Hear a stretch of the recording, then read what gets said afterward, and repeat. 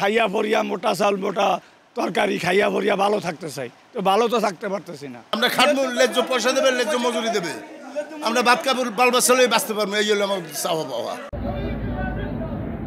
ন্যায্য অধিকার আদায়ের দীপ্ত শপথে বলিয়ান শ্রমজীবী মানুষ।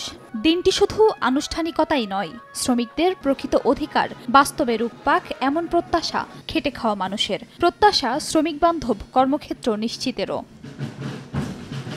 শ্রমিক হয়রানি বন্ধ ও অধিকার আদায়ের স্লোগান হাতে লাল পতাকা নিয়ে দেশের বিভিন্ন স্থানে মে দিবসের বর্ণাঢ্য শোভাযাত্রা বের হয়।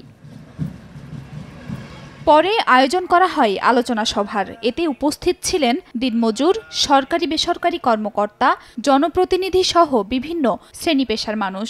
এ সময় শ্রমিকরা তাদের ন্যায্য মজুরি সহ নানা দাবি তুলে ধরেন। শ্রমিক আজও তার ন্যায্য মজুরি পায় না, 8 ঘন্টা কর্মঘণ্টা পায় না।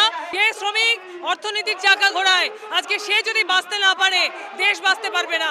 সেই জায়গা থেকে শ্রমিকের অধিকারের দাবিতে আমরা মে দিবস পালন করছি। খাইয়া পড়িয়া মোটা চাল মোটা তরকারি খাইয়া পড়িয়া ভালো থাকতে চাই, তো ভালো তো থাকতে পারতেছি না। আমরা খাটবো, ন্যায্য পয়সা দেবে, ন্যায্য মজুরি দেবে, আমরা ভাত কাপড় বাল বাচ্চা বাঁচতে পারবো, এই হলো আমার চাওয়া পাওয়া।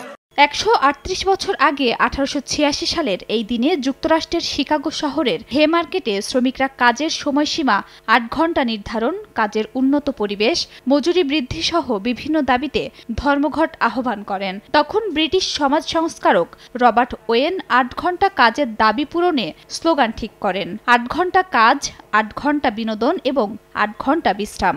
দাবি আদায়ের জন্য বিক্ষুব্ধ শ্রমিকেরা সেদিন পথে নেমে এসেছিলেন। অত্যন্ত বর্বর কায়দায় দমন করা হয়েছিল সেই শ্রমিক বিক্ষোভ।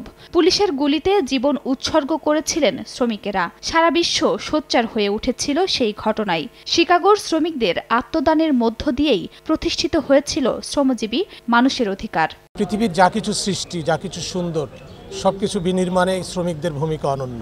আমরা আজকে যে সভ্যতা এসে পৌঁছেছি, এগুলো কিন্তু শ্রমিকদের শ্রমে ঘামে।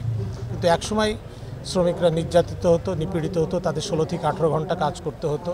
কিন্তু এর পরবর্তীতে সময়ে শ্রমিকদের এই দাবির মুখে গোটা বিশ্ব সহ মেনে নেয় যে হ্যাঁ, শ্রমিকরাও মানুষ, তাদের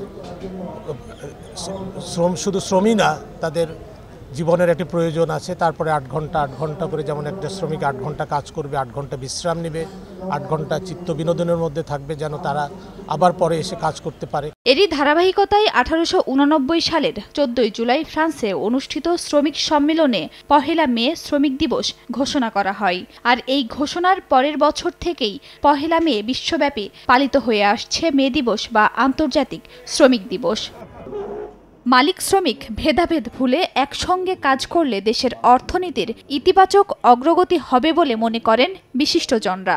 শ্রমিকরা, আমরা সবাই সহ তাদেরকে কোনো বিভাজনের মধ্যে না ফেলে তাদেরকে যথাযোগ্য মর্যাদা যদি দিতে পারি, তবেই বাংলাদেশের অর্থনীতি এগিয়ে যাবে এবং বাংলাদেশ একটি সুশীল সভ্য সমাজ হিসেবে বিশ্বে চিত্রায়িত হবে। শ্রমিক মালিক গর্ব দেশ, স্মার্ট হবে বাংলাদেশ। এই প্রতিপাদ্যে রংপুর, রাজশাহী, বরিশাল, খুলনা, যশোর, ঝিনাইদহ, পটুয়াখালী, নেত্রকোনা সহ দেশের বিভিন্ন স্থানে নানা কর্মসূচিতে পালিত হয় আন্তর্জাতিক মে দিবস।